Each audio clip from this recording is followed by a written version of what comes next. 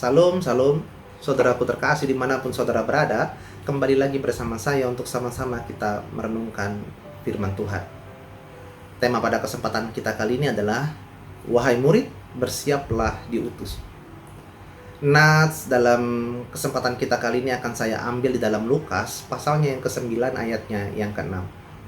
Lalu pergilah mereka dan mereka mengelilingi segala desa sambil memberitakan Injil dan menyembuhkan orang sakit di segala tempat. Ya, saudara, siapa mereka? Murid-murid Tuhan. Murid-murid Tuhan diberi kuasa untuk apa? Menguasai setan-setan, saudara. Ya. Karena Tuhan Yesus punya kuasa itu untuk menaklukkan iblis, setan, dan apapun itu. Ya, saudaraku, Yesus mengutus atau memanggil ke-12 muridnya, ya, lalu memberikan tenaga dan kuasa kepada mereka untuk menguasai setan-setan dan untuk menyembuhkan sakit penyakit di setiap orang yang ditemui.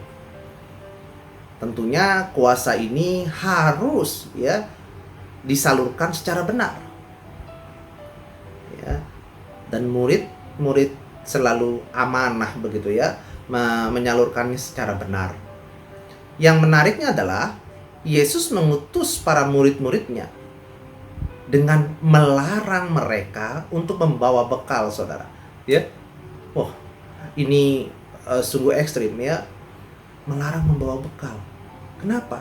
Ya, bukan karena untuk menelantarkan para murid-muridnya, sebab bekal non materi yang ia berikan atau yang Yesus berikan jauh lebih dari cukup, saudara.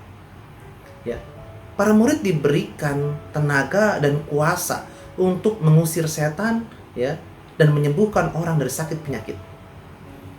Yang kalau dipakai tentunya secara benar ya, dengan baik, ya, dan pasti akan bisa disalurkan kepada orang-orang yang ditemui yang membutuhkan penyembuhan.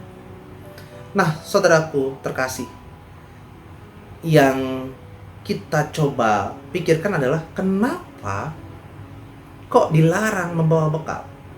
Ya. Saudaraku, tentu saja jika membawa bekal, semua orang akan repot-repot ya, mengurusi bekal-bekalnya. Ya, semua murid akan repot dengan bekal-bekalnya. Dan itu membuat pemberitaan Injil ya tersendat, terhalang.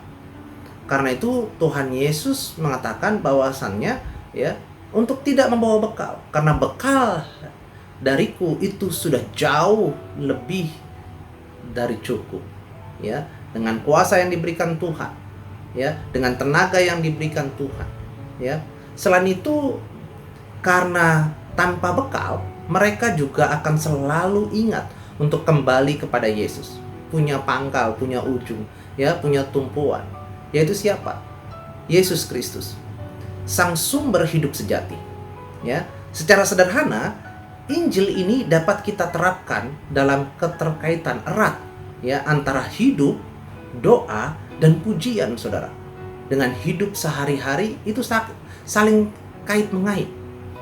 Dalam doa dan pujian kita datang kepada Tuhan untuk menerima tenaga dan kuasa dari Tuhan kita Yesus Kristus.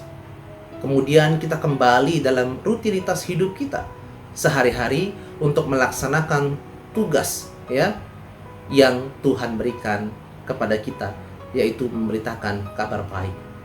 Nah, kabar baik di mana? Ya dimanapun engkau berada, ya engkau harus memberitakan kabar baik. Ya, di waktu yang akan datang kita berhenti dari pekerjaan kita dan kembali lagi kepada Tuhan. Ya, guna apa? Guna menerima tenaga dan kuasa yang baru, saudara. Ya, kemudian pergi lagi untuk bekerja. Bekerja di mana? Bekerja di ladang Tuhan. Ya, begitulah seterusnya siklus hidup iman kita. Ya, kita bekerja dan menjalankan rutinitas hidup sehari-hari. Ya, untuk bekal kehidupan kita.